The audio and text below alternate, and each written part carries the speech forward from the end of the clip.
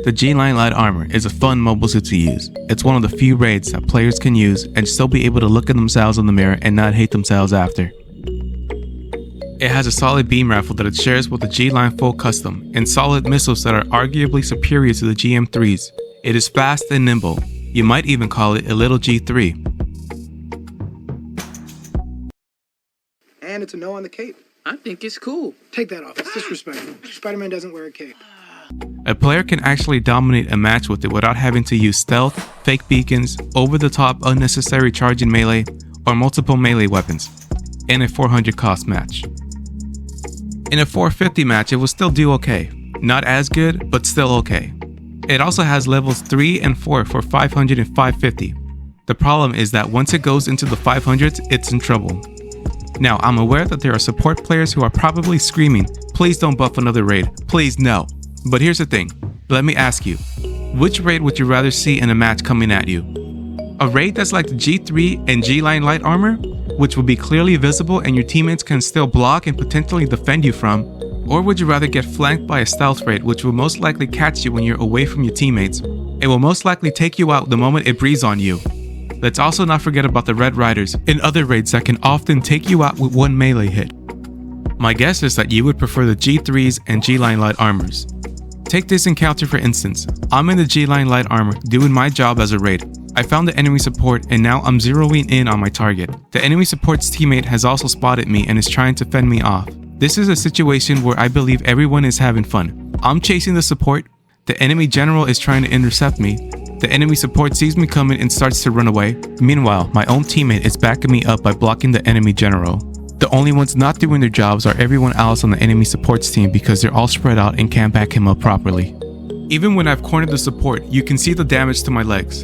Another good hit or two on my legs from the support or the Nemo, and the support is safe. This is where it comes down to skill and some luck on both players' part. In the end, my teammate took the kill. That's all good. I know I did my job and now the enemy team is scrambling to regroup. Nevertheless, this is basically how the game should be played like. Now, as I said before, in 400 and 450, the G-Line Light Armor does fine. But at 500 and above, this thing is very easily out of its element. Worst of all, it doesn't have that good of a reputation.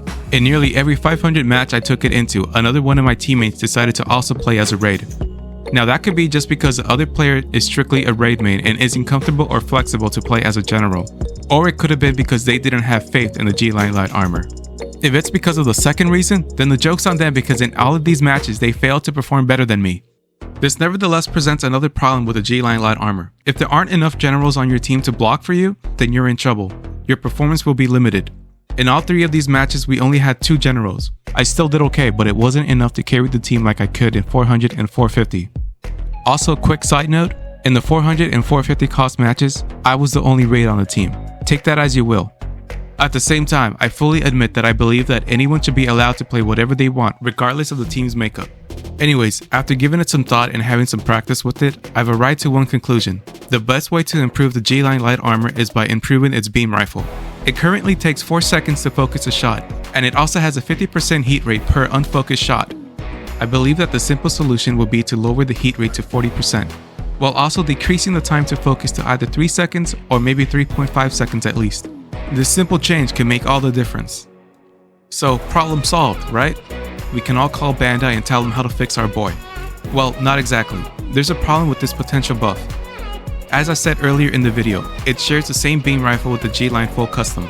Supports may love this next bit since in reality, the reason why the G-Line Light Armor is being held back is because of a support. If the beam rifle receives a buff, that also means that the G-Line Full Custom receives a buff. And it might even benefit the Full Custom even more, since it already is a pretty solid support for its cost range. And not to mention, the Full Custom can also fight in close range to a certain extent. Buff the Heavy Rifle and the Full Custom becomes even deadlier. This is where we have to ask ourselves if we're okay with buffing both suits at the same time. At 450, the Full Custom also happens to have a lot of competition, especially now, given the fact that it's also not as common to spot one out in the wild anymore. I suppose I will be okay with this. We can knock out 2 birds with 1 stone. The only other solution I can think of is to improve the head Vulcans. The only issue with this is that it sort of breaks the lore of the G-Line. Remember that all G-Lines are basically the same mobile suit. The only difference is the type of armaments added to it. So this brings me back to the Heavy Rifle. What do you guys think? Fix the Heavy Rifle and end up buffing a raid and support at the same time? Or is there some other way I haven't mentioned or thought of? I do believe the G-Line Light Armor has the potential to be in a solid and respectable suit. It can be right up there with the G3 Gundam. It only needs a little tweak here and there. Not to mention, it's also one of the better looking mobile suits. I mean, come on, look at this thing. You can't say that this isn't built for success. Name me one mobile suit that looks good but struggles to get good performance. Damn it, Gunner! Anyways, that's gonna do it for today. Be sure to subscribe for more content like this. As always, this has been Mobile Suit K9, signing off now.